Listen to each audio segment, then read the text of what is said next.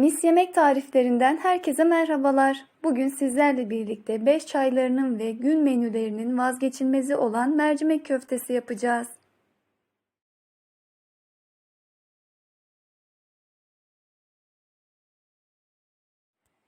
Derin bir tencereyi ocağa alalım. İçerisine 1 su bardağı yıkanmış kırmızı mercimek ve 3,5 su bardağı su ekleyelim.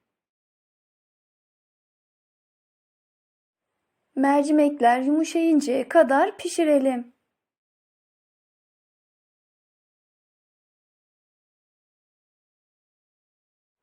Pişen mercimeği ocaktan alıp üzerine 1,5 su bardağı ince köftelik bulgur ekleyelim ve karıştıralım.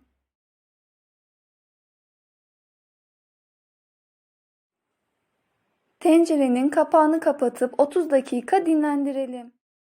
Uygun bir tavaya 5 yemek kaşığı sıvı yağ alalım. Üzerine yemeklik doğranmış 1 adet kuru soğan ekleyelim ve kavuralım.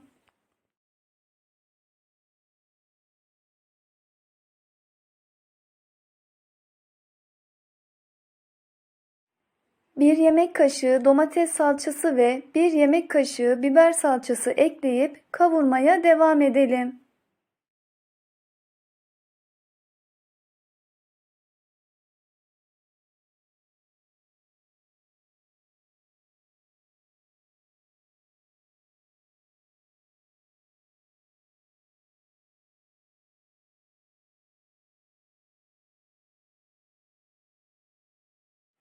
Hazırladığımız sosu mercimeklerin üzerine ekleyip karıştıralım.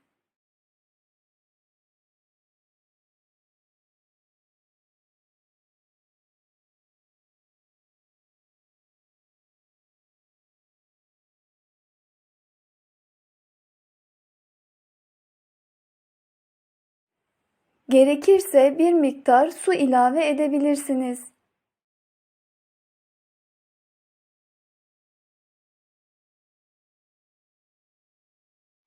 Yeteri kadar tuz, karabiber, kimyon ve pul biber ekleyip tekrar yoğuralım.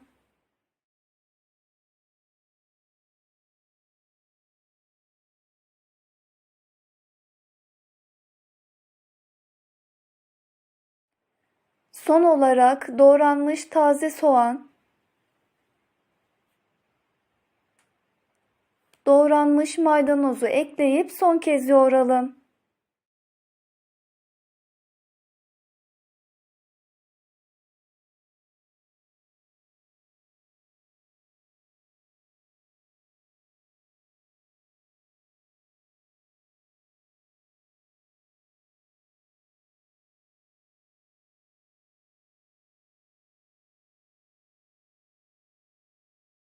Bütün malzemeler iyice karıştıktan sonra elimizde küçük parçalar kopartıp şekillendirelim.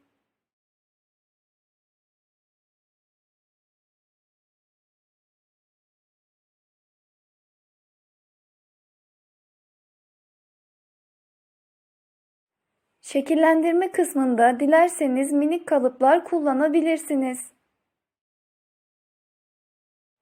Ben bir kısmını muffin kalıpları kullanarak şekillendirdim.